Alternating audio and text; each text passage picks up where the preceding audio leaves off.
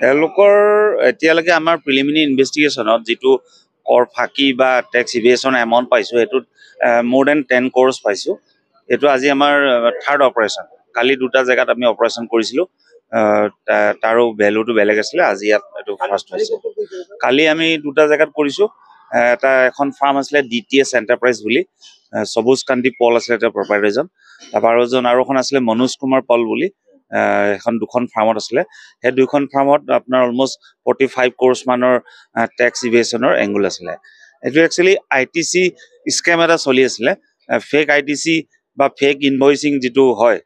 তো সেই কামটো এই ফাৰ্মকেইখনৰ যিটো GST প্ৰফাইল বা GST একাউণ্ট আছিলে তাৰ সেই প্ৰফাইলকেইটা ইউজ কৰি এতিয়া আমি গম পোৱা মতে এজন একাউণ্টেণ্ট, আপোনাৰ নাম আছিলে তেওঁ কল্লুল মজুমদাৰ, সেই একাউণ্টেণ্টজনে এই তিনিখন ফাৰ্মৰ GST কামটো চায়। আৰু প্ৰপাইটাৰ ষ্টেটমেণ্ট মতে কল্লুল মজুমদাৰে গোটেই কামটো কৰি আছিলে। যিবিলাক বিল ইনভইচেছ ইছ্যু কৰিলে এওঁলোকে কৈছে যে এইবিলাক বস্তু আমি কেতিয়াও চেল কৰা নাই। তো এওঁলোকৰ এওঁলোকে নজনাকৈ তেওঁ একাউণ্টেণ্টজনে কামটো কৰিছিলে। একাউণ্টেণ্টজনক কালি আমি তেওঁক চামন কৰিছিলোঁ আমাক আগত হাজিৰ হ'বলৈ, কিন্তু এতিয়ালৈকে তেওঁ আমাৰ আগত অহা নাই।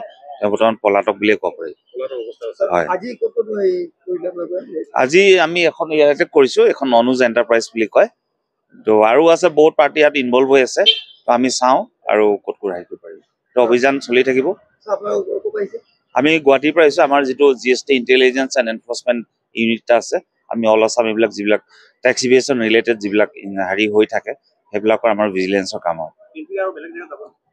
তিনিচুকীয়া আৰু আছে, আমি চাই লওঁ এতিয়া। আজি অলৰেডি 3টা হৈছে কালিৰ পৰা, আৰু চাই লওঁ, পিছত হ'লেও হ'ব। এনেকুৱা পাৰ্টিজো বহুত আছে।